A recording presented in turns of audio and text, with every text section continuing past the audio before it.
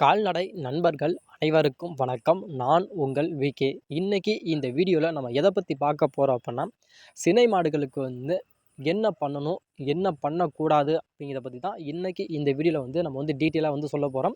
இது மாடு வளர்க்குற எல்லாத்துக்குமே ரொம்ப ரொம்ப முக்கியமான ஒரு வீடியோ. ஏன் முக்கியமான ஒரு வீடியோ அப்படின்னு நான் சொல்கிறதுக்கான காரணம் என்ன அப்படின்னா, ஒரு மாடு நம்ம வளர்க்குறோம் அப்படின்னா அந்த மாடை சினை பிடிக்க வைக்க நம்ம எவ்வளோ கஷ்டப்படுறோம் அப்படிங்கிறது நமக்கு தெரியும். அதேமாதிரி அந்த கன்றுக்குட்டியை அந்த மாடு கன்று போடுதுன்னா, அந்த மாட்டு கன்று போடுற வரைக்கும் நம்ம எவ்வளோ கஷ்டப்பட்டுருப்போம் அப்படின்னு தெரியும். அது மாதிரி இப்போ அந்த மாடு சினையாக இருக்குது அப்படிங்கிறப்ப, அந்த மாட்டை என்னென்ன விஷயங்கள் பண்ணி அந்த மாட்டை நம்ம பராமரிக்கும், என்னென்ன விஷயங்கள் அந்த மாட்டுக்கு பண்ணக்கூடாது அப்படிங்கிறத பற்றி தான் இன்றைக்கி இந்த வீடியோவில் டீட்டெயிலாக பார்க்க போகிறோம்.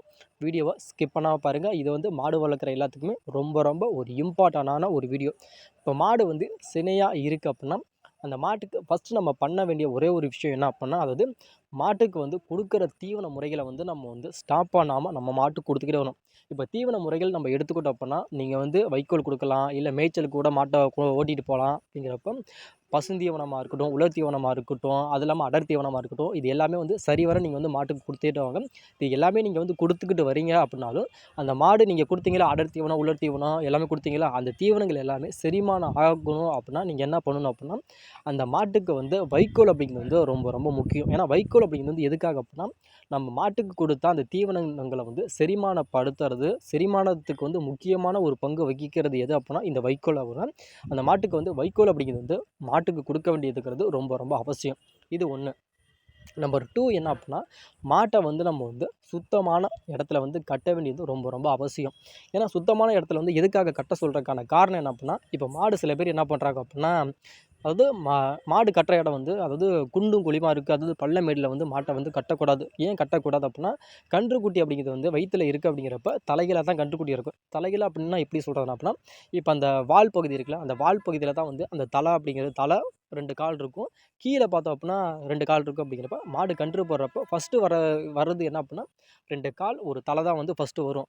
இதே நம்ம மேடு பள்ளத்தில் நம்ம மாட்டை நம்ம கட்டுறோம் அப்படிங்கிறப்ப என்ன ஆகும் அப்படின்னா, அந்த கன்றுக்குட்டி அப்படியே திரும்பிக்கிச்சு அப்படின்னா, அந்த தலையும் அந்த 2 கால் அப்படி கீழே இருந்து 2 காலுங்கிறப்ப மேலே இருக்குது. அப்படிங்கிறப்ப மாடு கன்று போடுறப்போ ரொம்ப ரொம்ப சிரமப்படும். சில சமயத்தில் மாடால் கன்று போட முடியல அப்படிங்கிறப்ப மூச்சு திணறல் ஏற்பட்டுருச்சு அப்படின்னா, அந்த கன்றுக்குட்டி அப்படிங்கிறது வயிற்றிலே இறந்து போகிறதுக்கு கூட 100% சொல்கிறேன் வாய்ப்புகள் இருக்குது. அதனால் மாட்டை சினை மாட்டை எக்காரணத்தை கொண்டும், அதாவது மேடு பள்ளம் இல்லாமல் ஒரு சரிசமமான ஒரு இடத்துல கட்ட வேண்டியது ரொம்ப ரொம்ப அவசியம். இது 2.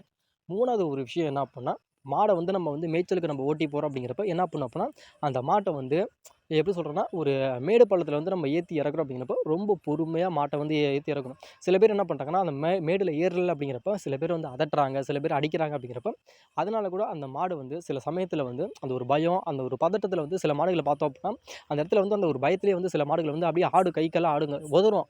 அதாவது ஏதோ பண்ணிடுவாங்களோ அப்படிங்கிற மாதிரி சில மாடு பதறுங்கிறப்ப அந்த ஒரு விஷயத்தை பண்ண வேண்டியதான்னு கேட்டால் பண்ணக்கூடாது. அப்படி பண்ணுறனால கன்றுக்குட்டி வயிற்றில் இருக்க கன்றுக்குட்டி அந்த மாடு அந்த ஒரு பயத்தில் அந்த வயிற்றுக்குள்ள இருக்க அந்த கன்றுக்குட்டி கூட சில சமயத்தில் பாதிப்பு அடைகிறதுக்கான வாய்ப்புகள் அப்படிங்கிறது ரொம்ப ரொம்ப அவசியமாக இருக்குது. இது 3.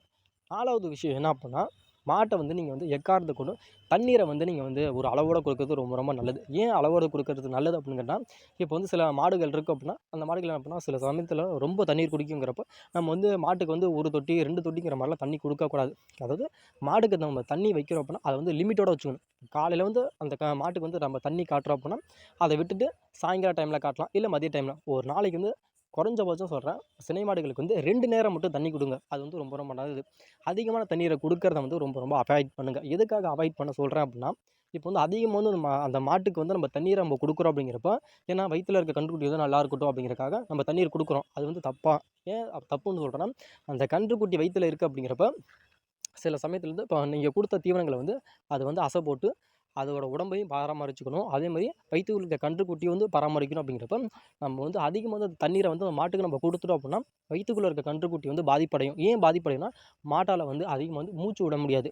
மூக்கு வழியாக மூச்சு விட முடியாமல் வாய் வழியாக சில மாடுகள் ரொம்ப தண்ணி குடிச்சிட்டோம். அப்படிங்கிறப்ப மாடு எப்படி சொல்கிறேன்னா, மூக்கில் சுவாசிக்காமல் வாய் வழியாக ஒரு வாயை திறந்து இது பண்ணும். ஏங்கிறப்ப அது வந்து அதிகமானது இப்போ மாடுகள் வந்து இப்போ மேய்ச்சலுக்கு போகுதுங்கிறப்ப தண்ணீர் வச்சுங்கிறப்ப மேய்ச்சலுக்கு போய்க்கிட்டே இருக்க அது ஒரு நடவடையில் இருக்குது அப்படிங்கிறப்ப மாடு வந்து யூரின் போயிடும், சாணம் போடுங்கிறப்ப சரியாயிடும். இதே ஒரே இடத்துல நம்ம கட்டியிருந்தோம் அப்படின்னா மூச்சு விடுறதுக்கு வந்து ரொம்ப ரொம்ப மாடு வந்து சிரமப்படும். சில சமயத்தில் வந்து டக்குன்னு மூச்சை விட்டுருச்சு அப்படின்னா சில மாடுகள் என்ன பண்ணும் அப்படின்னா சினையாக இருக்க மாடுகளை டக்குன்னு வந்து கீழே படுத்துரும். படுத்துருச்சுன்னா சினை மாடுகள்லாம் படுத்துருச்சு அப்படின்னா எழுந்திரிக்கிறதுக்கு வந்து ரொம்ப ரொம்ப கஷ்டம். அதுக்கப்புறம் டாக்டரை கொண்டுட்டு வந்து அந்த மாட்டை வந்து தேத்தி ஊசி கிசி போட்டு மருந்து மாத்திரை கொடுத்து அதுக்கப்புறம் தான் மாடை வந்து நம்ம எந்திரிக்க முடியும். அதனால சொல்கிறேன், இந்த விஷயத்தை வந்து தவிர்க்கிறதுங்கிறது ரொம்ப ரொம்ப நல்லது. அது இல்லாமல் வந்து தண்ணீரை வந்து நீங்கள் கொடுக்குறீங்க அப்படின்னா அந்த தண்ணீரை வந்து சினை மாடுகளுக்கு வந்து அளவோடு கொடுக்கறது ரொம்ப ரொம்ப நல்லது.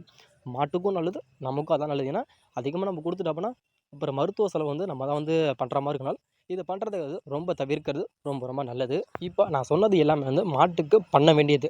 சில விஷயங்கள் வந்து மாட்டுக்கு சினையாக இருக்கிறப்ப இந்த விஷயத்தை வந்து எக்காரணத்தை கொண்டு சொல்கிறேன். அதாவது எக்காரணத்தை கொண்டு இந்த மாடுகளுக்கு வந்து இந்த விஷயத்த பண்ணவே கூடாது. அப்படின்னா அது என்ன விஷயம் அப்படின்னா சில பேர் என்ன சொல்கிறாங்க அப்படின்னா இன்னமும் மூட நம்பிக்கையில் வந்து மூழ்கி தான் கிடக்கிறாங்க. என்ன செய்கிறாங்க அப்படின்னா மாடு வந்து ரொம்ப சினையாக இருக்குது, அதாவது 8 மாதம் 9 மாதம் வந்து சினையாக இருக்குது அப்படிங்கிறப்ப என்ன பண்ணுறாங்கன்னா அந்த மாட்டுக்கு கொடுக்குற அந்த தீவன முறைகளை வந்து கம்மி பண்ணிடுறாங்க. எதுக்காக கம்மி பண்ணுறாங்க அப்படின்னா ஒரே ஒரு கிளாரிஃபிகேஷன், அதாவது நீங்கள் வந்து தெரிஞ்சுக்கிறதுக்காக சொல்கிறாங்க. அதாவது இப்போ வந்து நீங்கள் வந்து அந்த மாட்டுக்கு உங்கள் மாடு வளர்க்குறீங்கன்னா அந்த மாட்டுக்கு வந்து சினை ஊசி நீங்கள் போட்டிருக்கீங்களா, அந்த சினை ஊசிங்கிறது அது எந்த காலையிலேருந்து எடுக்கப்பட்டதுன்னு நமக்கு தெரியாது. ஏன்னா அந்த காலை வந்து எப்படி இருந்துச்சோ அதோட விந்துன்னு தான் எடுத்து நம்ம மாட்டுக்கு போகிறப்ப அந்த அந்த காலை வந்து எப்படி இருந்துச்சோ அதே மாதிரி தான் இந்த கன்றுக்குட்டியுமே இருக்குமே தவிர நீங்கள் வந்து மாடுக்கு வந்து சினையாக இருக்குது அப்படிங்கிறப்ப அதிக தீவனம் கொடுக்கக்கூடாது. தீவனங்கள் கொடுத்தோம்னா கன்றுக்குட்டி வந்து பெருசாகிடும் அப்படிங்கிற மாதிரி எக்காத்தவங்க நினைக்காதுங்கிறது. அந்த மாட்டுக்கு போட்டிருக்க அந்த சினை ஊசி அந்த மாடு அந்த காளை மாடு எப்படி இருக்கோ அதே மாதிரி தான் அந்த கன்றுக்குட்டி இருக்குமே தவிர நீங்கள் வந்து மாட்டுக்கு வந்து கொடுக்குற தீவனங்களால் வந்து கன்றுக்குட்டி வந்து ரொம்ப பெருசாகிரும், மாடு வந்து கன்று போகிறப்போ வந்து ரொம்ப ரொம்ப சிரமப்படும் அப்படிங்கிறது நினைக்கிறது ரொம்ப ரொம்ப தப்பான ஒரு விஷயம். அதனால் நீங்கள் வந்து மாட்டுக்கு கொடுக்குற அந்த தீவன முறைகளை வந்து கம்மி பண்ணாமல் நீங்கள் எப்பொழுதும் போல் நீங்கள் மாட்டுக்கு கொடுத்துக்கிட்டு இருந்தால் அந்த தீவன முறைகளை வந்து ஸ்டாப் பண்ணாமல் நீங்கள் வந்து கொடுத்துக்கிட்டாவே போதும். அதனால் திரும்பவும் நான் சொல்கிறேன், அதாவது மாடு வந்து நீங்கள் வந்து அதிகமாக தீவனங்கள் கொடுக்கறனால கன்றுக்குட்டி வந்து ஊறி போய் ரொம்ப பெருசாயிரும், அதனால் வந்து மாடு வந்து கன்று போடுறதுக்கு வந்து சிரமப்படும் அப்படிங்கிற மாதிரி நினைக்காதீங்க. அது தப்பான ஒரு விஷயம். மாட்டுக்கு வந்து சினை ஊசி போட்டிங்களா அந்த காளை வந்து எப்படி இருக்கோ வீரியமான காளையாக இருக்கும், ரொம்ப உயரமாக இருக்கும், சில காளைகள் வந்து ரொம்ப ஹைட்டாகவும் இருக்கும், சில காளைகள் ரொம்ப எடையாக இருக்கும்ல, அந்த காளைகள் வந்து எப்படி இருக்கோ அதே மாதிரி தான் அந்த விந்தணு இருக்கோ அது மாதிரி தான் அந்த பிறக்கிற கன்றுக்குட்டி இருக்குமே தவிர நீங்கள் போடுற தீவனத்தினால கன்றுக்குட்டி வந்து ரொம்ப ரொம்ப இதாக ஊறி போகாது, ரொம்ப பெருசாகி வர்றதுக்கு அதாவது மாடு வந்து கன்று போகிறதுக்கு வந்து சிரமப்படாது. இதை ஒன்று புரிஞ்சுங்க. ரெண்டாவது விஷயம் என்ன அப்படின்னா மாடை வந்து அதாவது இப்போ எப்படி சொல்கிறேன்னா ஒரு இப்போ மாடு வந்து இப்போ ஒரு 8 மாதம் 9 மாதம் கன்று போகிற அந்த ஒரு ஸ்டேஜ் வந்துச்சுன்னா மாட்டை வந்து ஃபஸ்ட்டு சொல்கிறேன் ஒரு காலையிலேயே இல்லை சாயங்காலமாவது ஒரு எப்படி சொல்கிறேன்னா ஒரு ஒரு 1/2 கிலோமீட்டருக்கு வந்து மாட்டை வந்து நடக்க வைக்கிங்க ரொம்ப ரொம்ப நல்லது. எதுக்காக வந்து மாட்டை வந்து நடக்க வைக்க சொல்கிறேன்னா நீங்கள் வந்து ரொம்பலாம் லாங்கெலாம் போனால் இப்போ உங்கள் வீட்டு கட்டுத்தர இருக்குன்னா சும்மா அதை வந்து மாட்டை வந்து பிடிச்சிக்கிட்டு சும்மா ஒரு 2 வலையோ 3 வலையோ நீங்கள் வந்து மாட்டை இங்கிட்டு ஓட்டிகிட்டு போனாவே போதும். எதுக்காக ஓட்டிகிட்டு சொல்கிறதுக்கான காரணம் என்ன அப்படின்னா மாட்டோட அந்த ஒரு விலா எலும்பு இருக்குல்ல, அதாவது பின்னதி இடுப்பு எலும்புன்னு சொல்கிறோம்ல, அந்த இடுப்பு எலும்பு வந்து அதிகம் வந்து அந்த ஒரு நடவடையில் இருக்குது அப்படிங்கிறப்ப மாடு வந்து கன்று போகிறப்ப வந்து ரொம்ப ரொம்ப ஹெல்ப்ஃபுல்லாக இருக்கும். ஏன் ஹெல்ப்ஃபுல்லாக இருக்குது அப்படின்னா அந்த எலும்பு அப்படிங்கிறது வந்து மாடு வந்து அசைச்சு கொடுக்குறப்ப என்ன அப்படின்னா கன்று போகிறப்ப டக்குன்னு வெளியில் வந்து அந்த கன்று வரும்.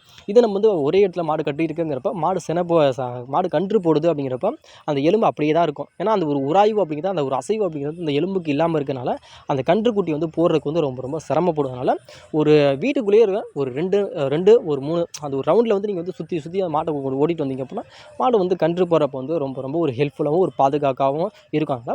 இந்த ஒரு விஷயத்தை வந்து நீங்கள் வந்து பண்ணுறதுங்கிறது ரொம்ப ரொம்ப நல்லது. ஏன்னா சில பேர் வந்து அதை பண்ணவும் மாட்டுறாங்க. அதனால் அதை பண்ணுங்க. அதேமாரி ரொம்ப மாடுகளுக்கு வந்து தண்ணீர் வைக்கிறத வந்து தவிர்க்கிறது ரொம்ப ரொம்ப நல்லது. இது எல்லாமே நீங்கள் பண்ணீங்க அப்படின்னா நல்ல கன்றை வந்து நம்மளால் வந்து கண்டிப்பாக வந்து அந்த மாட்டிலேருந்து நம்மளால் எடுக்க முடியும். ஏன்னா இந்த விஷயங்கள் எதுவுமே சில பேருக்கு தெரியாமல் இருக்கனால தான் ரொம்ப ரொம்ப ஒரு மிகப்பெரிய ஒரு பாதிப்பில் வந்து மாட்டுக்கும் சரி மாடு வளர்க்குறவங்களுக்கும் இருக்குது. அது இல்லாமல் இன்னொரு விஷயம் அப்படின்னா சில பேர் வந்து மாடு வந்து சினையாக இருக்குது அப்படின்னு தெரிஞ்சிட்டாவே சில பேர் கவனிக்கிறது விட்டுறாங்க. ஏன் விட்டுறாங்க அப்படின்னா மாடு வந்து இப்போ தீனி சாப்பிட்லங்கிறப்ப ஏன் தீனி சாப்பிட்ல அப்படின்னு தான் யோசிக்க மாட்டாங்க.